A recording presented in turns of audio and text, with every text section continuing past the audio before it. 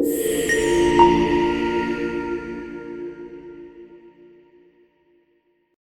hello. I'm so excited to have you all with us today. And today's guest, I tell you what, this man has been a hero of mine for over 30 years. He was the one that got me excited about the personality styles to begin with. And those that know me know that my big thing, one of them is my animals within. And Dr. Alessandra is the one that inspired all of that. And he has got a phenomenal assessments 24/7 that I encourage all of you to go out and look at. But that being said, I've got the best guest ever. I'm going to go ahead and bring him up. Dr. Tony Alessandra, I am so excited to have you on the show today. Thank you so much for coming. Karen, listen, it's my honor. I appreciate it. Oh, do me a favor and tell us a little bit about yourself. And I know you'll go over much of it as you tell us about your journey, but tell us a little bit about yourself and about your journey. Yeah, so just a very quick overview bio. Got my PhD in marketing. In 1970, I started out as a university professor teaching sales and marketing courses. Did that for 8.5 years. The last university was the University of San Diego, which kind of brought me out to San Diego in 1976. But in December of 78, I decided to go out on my own, become a full-time professional speaker. I averaged about 100 speeches a year for, nearly 40 years. But it's a lot of travel, and I started to burn out. And in 2000, I took my entire staff, my speaking staff, spun them off into a separate business called speakersoffice.com. And they still managed me, but I started building this online assessment business called Assessments 24/7, the Assessments 24x7. And as that grew, Karen, I did less and less and less speeches. And in April of 2022, I was giving a speech to about 500 people in Las Vegas and got a standing ovation. And of course, the classic, dropping the mic, that was it. Have not spoken for free or for fee since then. And my total focus right now is on our online assessment business, which is a great business. So that's sort of a quick professional overview of. All right. Yeah. But there's a lot more to that, Karen. I was going to say, I know there's a lot more to that. I know that you grew up in, I'm going to say, the city and place of hard knocks, and you have become the mentor and coach and inspiration to the world that you've become. So tell us a little bit about your journey. And I don't know if you want to go back that far or not, but hey, I just opened it up so that you could. Well, I do want to go back that far because it did have a major imprint on my life. So I was born in New York City. First 3 years of my life was in the Lower East Side of New York City. And then the next 6 years, up until 9 years old, I lived in the projects. You know, they're the high-rise, low-income areas. My father was a New York City cab driver. My mother did not work. She took care of us. But that was in the Chelsea section of New York City. At 9 years old, we moved to the Bensonhurst section of Brooklyn, which is an all-Italian neighborhood. We lived in the same brownstone, which is a 3-story building, with my grandmother and my father's sister and her family. That was a great experience growing up in that environment, because we had always lived in apartments up till then. This was like a home, although my grandmother owned it. And the neighborhood was filled with kids within a year of my age. So either a year younger or a year older, because most of the men in that neighborhood had gone to World War II. When they came back, they had babies and so and so. It was a great experience. When I turned 12, my parents decided to move to Jersey City. So I became a Jersey boy. Lived there for 3 years. Then we moved to the Jersey Shore, Toms River, New Jersey, which is adjacent to Seaside Heights, which is where that online. No, that MTV, I think it was Jersey Shore, whatever it was. All that stuff was filmed. Uh, so now let's, so I went to high school uh, in Jersey. I went to three different high schools. I went to St. Peter's Prep in Jersey City. That's where I started. Then went to St. Rose in Belmar, New Jersey, and eventually the last 2 years, Toms River High School. Uh, so let me go back just a little. Uh, I think one of the big turning points in my life, and this is kind of crazy, so bear with me on this one. But growing up in the projects, New York City, I must be probably now maybe 7, 8 years old. I don't remember exactly when it was, but I was down in the playground. Where I lived were four big high-rise buildings, and in the middle of it was, a little park and playground for the kids, and et cetera. So one day, I somehow got in a fight, first fight ever, and got beaten up. So I went Oh, upstairs. Yeah, I went upstairs to my father. Now, my father, uh, my whole family is Italian. Okay, so my father uh, knew what it was like to grow up in New York City, which he did too. So my father was first generation. I'm second generation Italian, and he basically, uh, I don't want to use the word threatened, but said I must go back downstairs and face that kid again. Otherwise, I will be constantly picked on and picked bullied. on. He strongly encouraged you. Yeah, as he took off his belt, which you can't do today. Oh, yeah, I can't do that today, but yes, Yeah, I grew up with that you know, era. okay, so you know what it's like. And so I went back down, and for whatever reason, the same kid who had just beaten me up, it was him or me. There's my father. I beat him up. And that led to a series of other kids who knew this other kid coming by over the next weeks and months and challenging me to a fight. And then I would win the fight and win the fight and win the fight. And what it did, it started building up this self-confidence in me. And it allowed me to carry myself a particular way. And I became very accomplished, let's say, as a street fighter. Quite frankly, if they had MMA, the cage fighting, Yep, yep. then I guarantee you I would have been in it. Uh, and so it did affect my life in a very positive way, and that was uh, friends and other people never put pressure on me to smoke or drink or whatever. Uh, I used this fighting ability to actually go against bullies who were picking on other people. So I became sort of a protector of people who were picked on, always going for the underdog. I mean, I rooted in baseball for the Brooklyn Dodgers, so you had to root for an underdog back then. They were not the best team. Uh, and it really allowed me to carry myself in a particular way.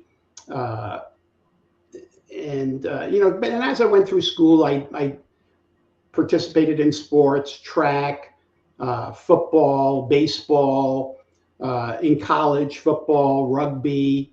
Uh, and Another big turning point, I got accepted to the University of Notre Dame. And I Wow. remember, I remember I applied to a lot of colleges and I got accepted to all these colleges. And the last one, I remember coming home from school, and back then, we were bused to the schools. I had to walk to my house, and as I got to my house, my mother always knew what time I was going to get home. She's standing on the front lawn with a letter, waving it, and just almost jumping up and down with excitement. It was my acceptance to the University of Notre Dame. And I was happy about that. I loved the concept of Notre Dame. I used to follow their football, because I Right, played football in high school. And I said to my mother, yeah, but Mom, we just can't afford it. I was going to go to Rutgers, which was a state university. And right. she said, you know what? We have enough money saved up so you can get through your freshman year. and something will happen, something will come up. So I did go to Notre Dame, and when I came back after my freshman year, I started a job in construction, and I wasn't really good at it, quite frankly. I remember being on the roof one day trying to hammer in nails, on the roof, and the contractor came up to me and kneeled down beside me, put his arm around me, and said, "Tony, become a doctor," which was his nice way of telling me, firing me. So that night I went to a party, and some of the kids from Tom's River High School were there who had graduated. And one of them, I was telling my story, and even from an early age, I was a storyteller, which really helped me in my speaking career. And I was telling the story about this. People were laughing, and you have to. A good speaker always tells a story better than it actually happened. So you elaborate a little, and so one of the my football team members, who was a year behind me and who had just graduated, said, "Hey, why don't you come work for my uncle? We sell cookware, pots and pans, and cutlery and crystal and china. We sell it door to door." I said, "All right, I'll give it a try." And that really was another major turning point in my life, because I didn't realize how good I was at selling, because in that one summer, 9 weeks, I earned almost $5,000 of commissions. This was 1966. So I had enough money to pay my tuition, my room, my board, my books, spending money, travel money. I mean, I was rolling in money. Back then, the tuition was not very much. Well, tuition wasn't much, and $5,000 went a whole lot further than it does today. Car back then, for $5,000. Yeah. But I did the same thing the summer between my sophomore, junior year and junior, senior year, also earning the money for all my tuition, room, and board. So, my mother's, hey, we'll find a way. We found a way. Now, the first turning point, as I told you, was my discovery of my street fighting ability. The second discovery was my selling ability. Okay. And along the way, little things happened. So when I was at Notre Dame my freshman year, I was a walk-on the football team. And I was a walk-on in the spring of 1966. The team was so good that summer I'm going through this, heart searching, should I really stay on this team? I go out and practice every day. I come back with bruises and bloodied. I mean, it really, really was a good team. And, I'll never get in, but every day I'm like the tackling dummy. And so I made a decision when I went back in the fall of 66 to switch from football to rugby. Okay. I don't know if you've ever seen rugby, but it's a pretty rough sport. Okay. So bad news. The football team was so good it won a national championship. I would have gotten the championship ring. Bad news. Rugby team in the spring of 67, I tore just about everything in my right knee. Had to go back and get it surgically repaired. Took 3.5-hour surgery. Bad news. But I tell, I'm a cockeyed optimist. I really am. I always say, no matter, in every dark cloud, there's a silver lining. Always look for the positive. I teach that to my kids. And I was telling the story to my son one day, and he said, these tales of woe. I didn't get my ring. I tore up my knee. He said, "But wait, Dad, didn't you tell me that when you graduated Notre Dame, you were called in for your physical for the Vietnam War, and you failed because your knee?" And I said, "Yeah, you're right. There's the silver lining." So it was, put a whole different perspective on things. Uh, anyway, so I graduate Notre Dame. What do I do? It's the Vietnam War. Let me go to grad school. All right. This was before I even went in for my physical. So I had to have a backup plan. So I went to get my Right. MBA at the University of Connecticut. Because I failed the physical, I didn't even have to go in for my MBA. But my mother was a fanatic. Her passion was education, Right. continuous improvement. My mother had a saying. She said, Anthony, always called me Anthony, Anthony, always go the extra Mile. inch. Oh, there you go. I like that. And she said, every day in every way, go an extra inch in improving every aspect of your life.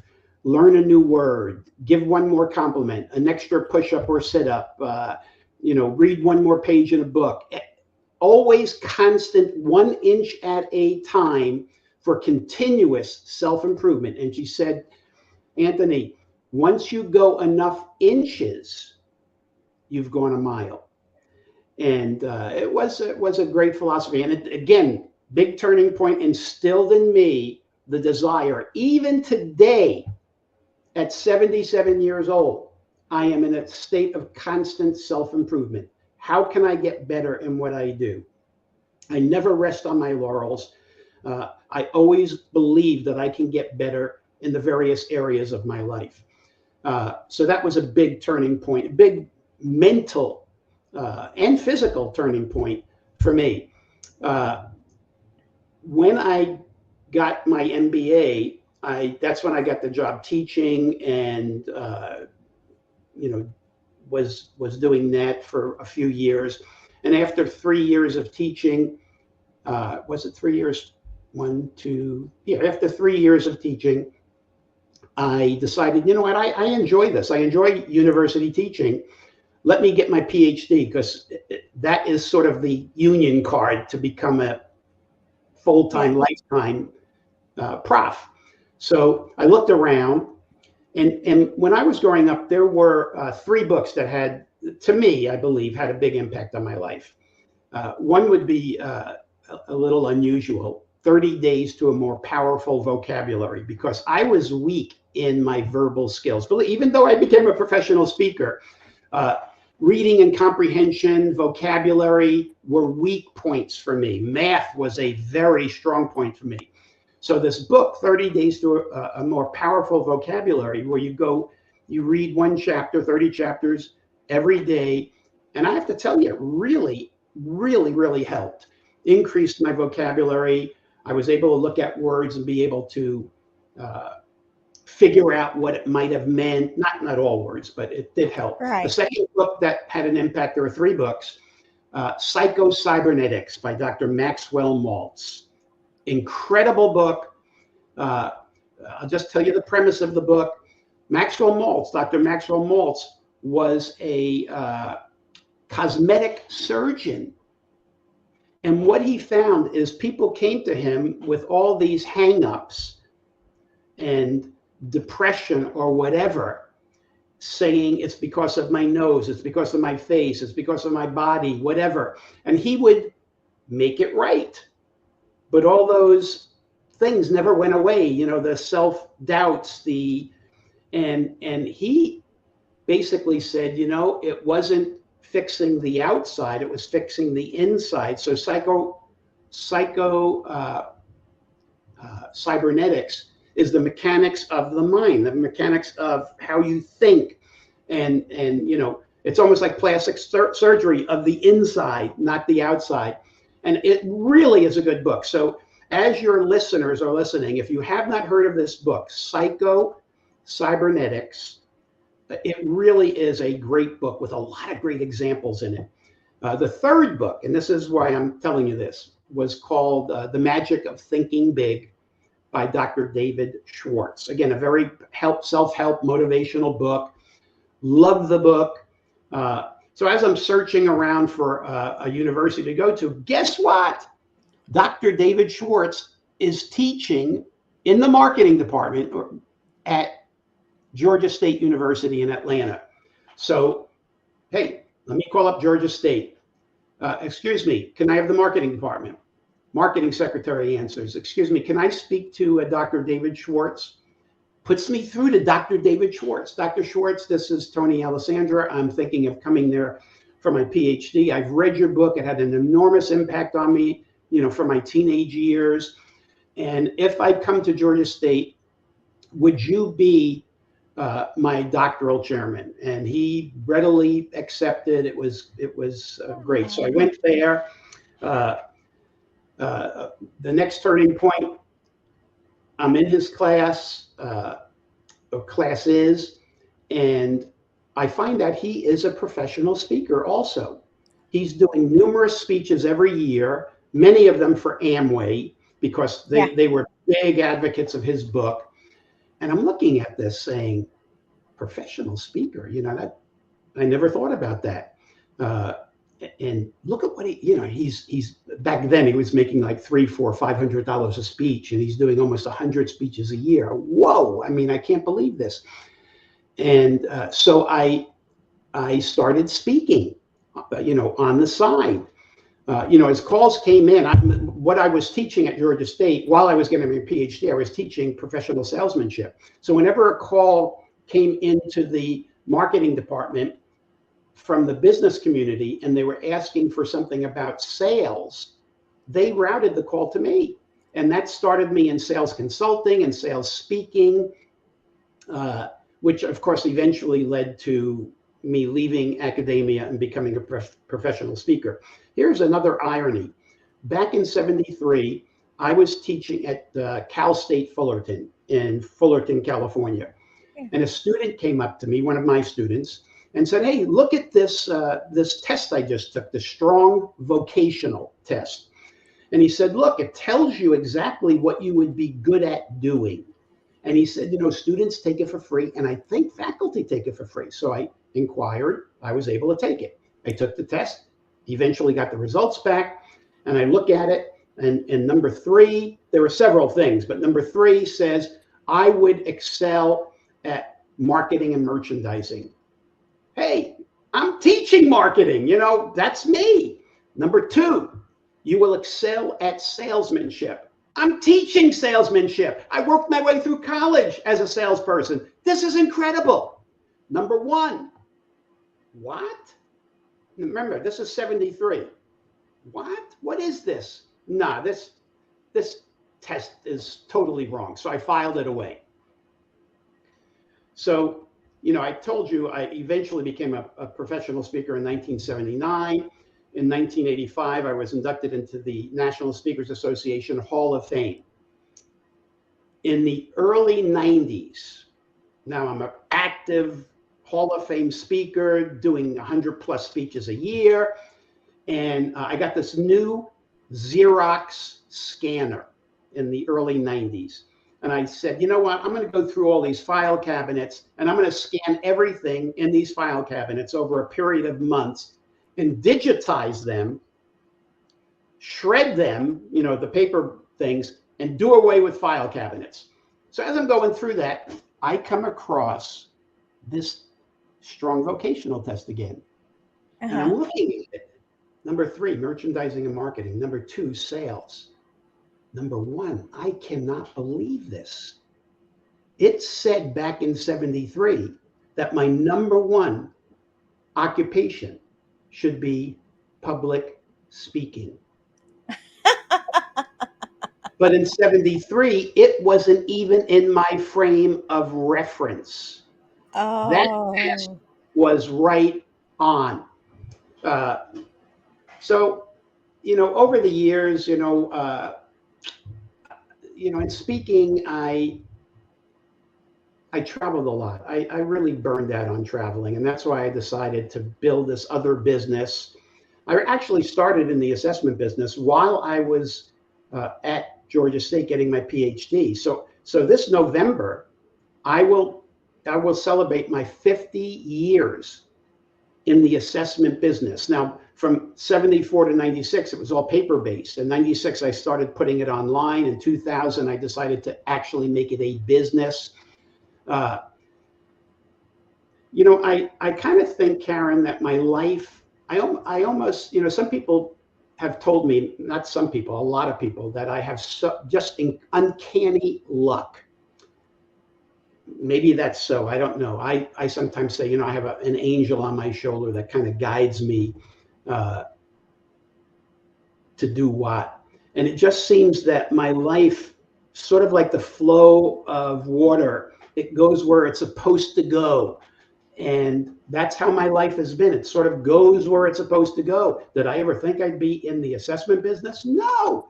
Was that a goal in my life? No. Did I ever think I'd be a speaker? No. A college prof? No way. Things just happen.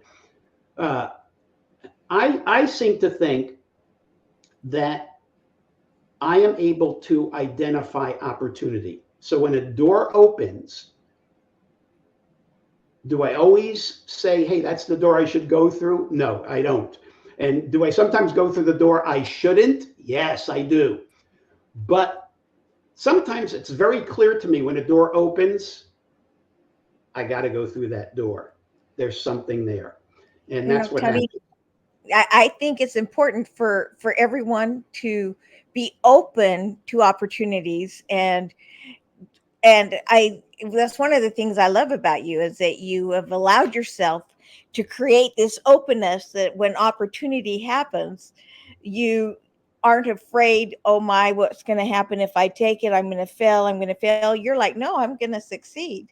Yeah, And absolutely. it's what you believe. And because you believe it, and people say luck, but I think it's because you have programmed yourself that I can do it. And I Absolutely. like that about you. Yeah. And so let me tell you something. When people look at my life, what they see are just all my successes. They do not see all my failures. Yeah. In baseball, if you bet 333 lifetime, you're in the hall. You go into the baseball Hall of Hall of Fame. Fame.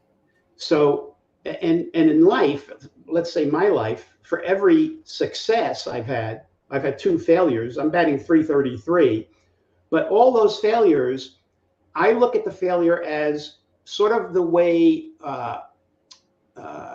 what was his name, Thomas Edison, who would try and try and try. And instead of saying, I failed, I failed, I failed, he would say, great, I found another way. It doesn't work. Let's go to the next way.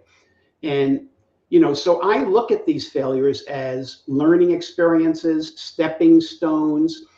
And when something bad happens in my life, I have a mantra: this too shall pass, this too Yeah. shall pass, this too shall pass. And you know what? It eventually does. Uh, in the biblical thing about the 40 days of rain with Noah and his ark, guess what? After 40 days, it stopped. So this too shall pass. Uh, so I really like what you said, Karen, and that is keep your eyes open for opportunity, and not everything that comes your way uh, is in fact an opportunity. It could be, what do they call it, like a wolf in sheep's clothing. Uh, Right. and let's say you miss an opportunity. Here's another saying I got from Brian Tracy. You know who Brian Tracy is? Yeah. Yeah. Yeah. So Brian's a very close friend of mine. He lives here in San Diego with me. Uh, and Brian said, you know what? When I miss an opportunity, I see opportunities as buses. And if you miss one, there's another one that's coming along. Just wait for the next bus. So, Right. uh, you know, and I try to teach all these things to my kids, uh, to be positive, to look for opportunity, uh, to don't dwell on the negative, have a positive frame of mind. So with that, Karen, let me sort of open up to you. You may have a couple of questions you might want to ask me in the last 10 minutes or so that we're together. Yes, I have so many questions for you.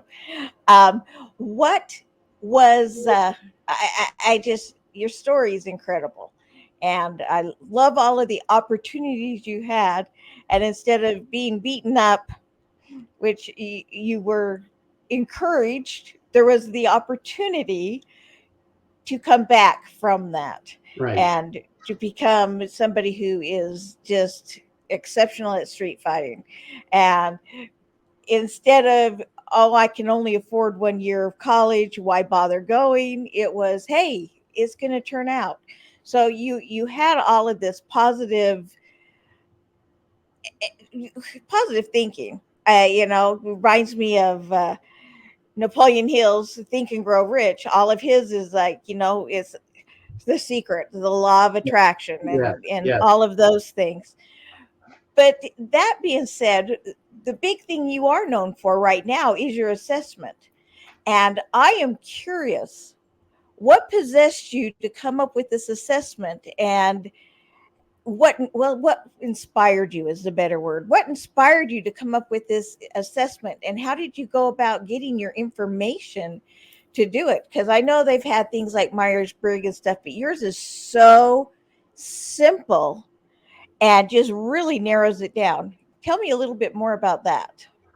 So when I was at Georgia State in 1974, I had finished all my coursework.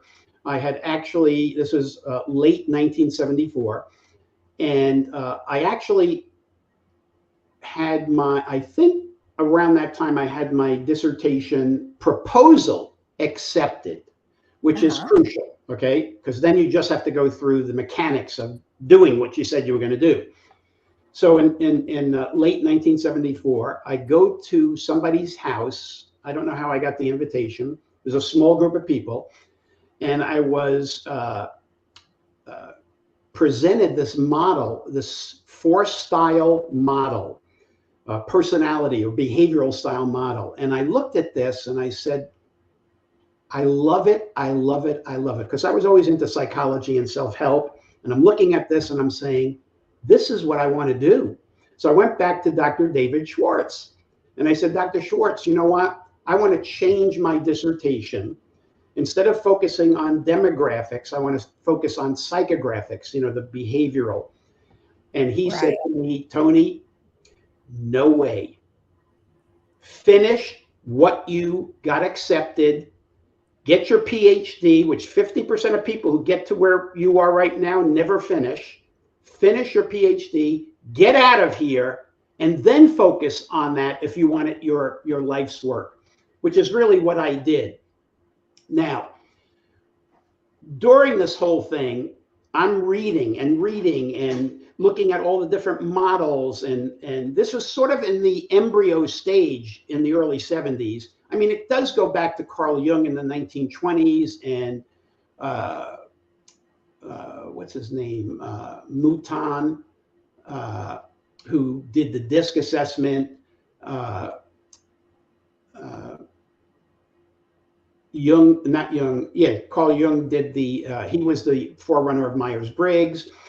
And so I was doing all this reading and research and building it up and saying, how can I make it mine and put my stamp of approval on it. And I came up with the platinum rule. And the I platinum love your rule, platinum rule. That is my favorite. yeah, Okay, can I quote it, because yeah, it is. sure. I taught your platinum rule for 20 years, by the way. I tell everybody they're selfish to do the golden rule. And the golden rule is do unto others as before they do unto you, or whatever it is, can't remember anymore. But the platinum rule, do unto others as they would have you do unto them. Exactly. That's And exactly what it oh, is. that spoke to my heart when I heard that and read that. It was like, oh my gosh. Because if I want chocolate chip cookies and you give me oatmeal raisin, you've not given me a favor. I mean, you've been nice, but giving me chocolate chip cookies is what I want. And now you've met my need and my desire. So Exactly. I love your platinum rule. Just Well, thank mwah. you. So that's what got me on this path. And of course, with the platinum rule, I started developing my model, and that's what I was speaking on the speaking circuit. Became very, very good at it. I mean, it really was it really was a great speech. I was born to give that speech, and built around the platinum rule. In the late 80s, I'm in the mid 80s, I'm giving a speech, and at the end of the speech, somebody walks up to me with a deep voice, and said, Tony, I loved your speech. I love this concept of the platinum rule and relationship strategies, etc. Would you like to do an audio album by that title? And the person was Earl Nightingale. Oh, yes, yes, yes, yes, yes. So what? Yes, yes. So initially, I did that audio album with Jim Cathcart, who is a very famous professional Right. speaker, and eventually, I did it on my own years later. Then in the late 80s, again, I'm giving a speech. Somebody comes up to me and says, Tony, I love the way you simplify this model. And I want to reiterate something you said. My whole life, when it came to education, et cetera, was always simplicity. Make it simple, make it practical. Simple and practical. I still believe that to this day. So this guy comes up to me, said, hey, would you be interested in writing a book with our VP of R&D, blending DISC with your platinum rule, which we did, and tens upon tens of thousands of copies of the book were given out to all the DISC distributors. And eventually, I looked at DISC, which was much bigger than the platinum rule worldwide. And I said, let me take the concepts of the platinum rule and put it into this DISC model, because DISC had become public domain. And Right. I linked up with truly one of the beginning experts in the DISC field, maybe even before the VP of R&D at DISC. And he and I built this model together, mostly him. And he's still with me now, from the early 2000s, building our DISC model. But, as I got into this, I was always, my first look at this whole concept was doing that strong vocational, which told me I should be a public speaker, et cetera. So I always, these things are interesting. And then the platinum rule, then DISC came along. Then I'm looking at emotional intelligence, and emotional intelligence is sort of like DISC. Yeah. And then I started hiring people, and the more people I hired, it just grew. So here we are. What do I have? 17 or 18 employees. We're all virtual. We're a multi-million dollar per year company, and it's great. Now, one last thing, Karen, and then I'll turn it over to you. I'm not just in what you would say the assessment business or just DISC. My background is marketing. Many of the people who have started various assessment companies, whether it's Myers-Briggs or the Big Five or whatever, they have more of a technical or a psychological or a statistical background. I'm a marketing background. So when I built our assessment platform that was able to run it for different people, I did it from a marketing point of view. I built it for my customers and feedback from my customers. So today, this Assessments 24/7 is a global technology platform. Some people may call it a SaaS, capital S, small a, capital S, software as a service. So we have many companies under our umbrella who have their own assessments, not any of ours, who run their assessments on our platform. Some of them are competitors. Like True Colors or the Birds, or we have an actual animal DISC assessment. Now, my animals should be one of yours instead of the one you got, because I love my animals. So that's kind of where we're at. I just constantly trying to improve what we do, even as we excel at what we do. On our platform are people like Brian Tracy, Tony Robbins, Grant Cardone, many companies like Tesla and, Amazon. But I'm always looking, they love our platform. They love our assessments. How can we make it better? How can we simplify? How can we make it more practical? All right, back to Right. you. Oh, I love that. And yeah, we're going to have to talk about me getting my assessment on your platform. Um, it's not the main core of what I do, but it's certainly something fun that I love. But I did follow you, and again, and Daniel Goleman, his emotional intelligence, got into that. And I too was a speaker and did that for many, many years before I went into the consulting and coaching arena. And I just love that. But I want to know what helped you come up with the platinum rule. I mean, something had to have happened, and you went, "Oh, this is the platinum rule. This is the rule people should follow." Yeah. So, I really don't know exactly what caused me to do that. What I think it was, and I'm pretty sure this is what I think is, I still to this day invest. And so I'm looking at the price of gold, and then I somehow see the price of platinum, which is a lot more. And I said, you know what? Platinum's worth more than gold, and hence the platinum rule. I had the golden rule. Let me do the platinum rule because it's worth more valuable. Yeah. And by the way, Karen, I don't say anything negative about the golden rule. I think when it comes to values, ethics, honesty, consideration, it's a great rule. Yeah. And I'm not saying ours is better. It's different, particularly in interpersonal relationships. That's it. Right. Right. And I love that you don't do that. I do.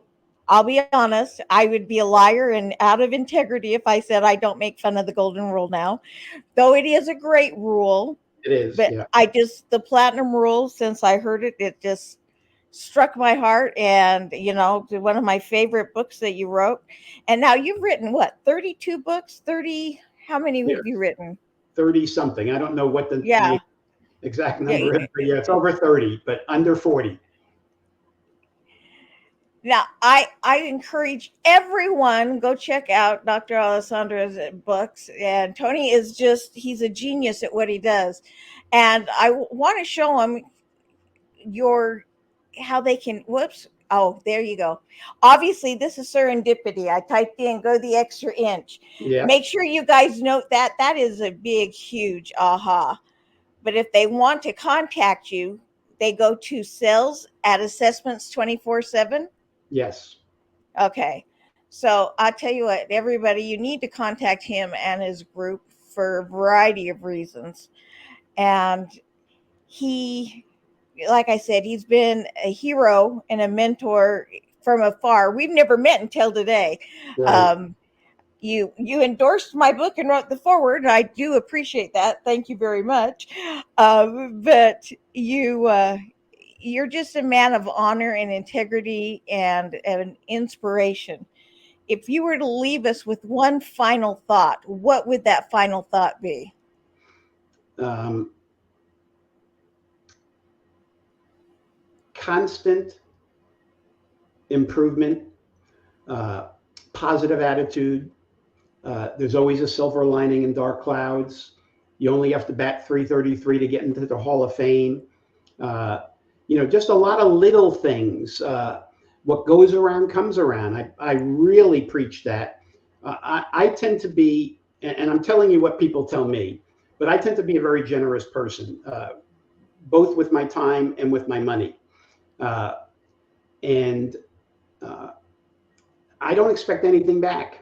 I really Yeah. don't. But believe it or not, it comes back. What goes around comes around. Maybe not from this individual or that individual, but it happens. So it's karma. And I just think I have, for whatever reason, I just have good. It's that angel on my shoulder, that good karma. Yeah. Uh, and listen, if people send that email to sales at assessments24x7.com, my salespeople will look at that before me. So just say, hey, I heard Tony on Dr. Karen's show or Dr. Karen's podcast, and then they'll know that they'll send it over to me. Okay. Okay. All right. Well, I know I've taken up a lot of your time already. And again, I am so thankful and grateful for you being with us today. I know you've changed a lot of lives throughout your life, and definitely anybody who watches this show, their life will be improved because of it. And I want to put up, I like your mom's quote. I'm going to go ahead and put that up again. Go the extra inch. And I Go think, the extra inch. yeah, I think if they go to YouTube and put that in, it might bring up like a little 5 minute video of me talking about the extra inch. Oh, awesome. Awesome. Awesome. Well, thank you for being here. And for all of you, I want to thank you for being here today, too. And remind you, Karenisms on Monday, where we just go over some short stories and teachings and journeys that I've been on that are kind of weird. We're going to tell you soon about me diving. Tony, you'll like this. I did 21 scuba dives before I ever learned how to swim. And Wow. that's a whole story in itself. Whole story in itself. But join me Mondays at 10 a.m. Pacific time, 1 p.m. Eastern time, and don't forget Power Surge on Wednesdays, where I have wonderful guests like Tony here, where we go over their journeys and learn lessons from their life, and it improves us and it just improves the world. And that again is Wednesdays at 10 a.m. and 1 p.m. 10 a.m. Pacific, 1 p.m. Eastern Time. And that being said, all of you, I love you and ciao for now.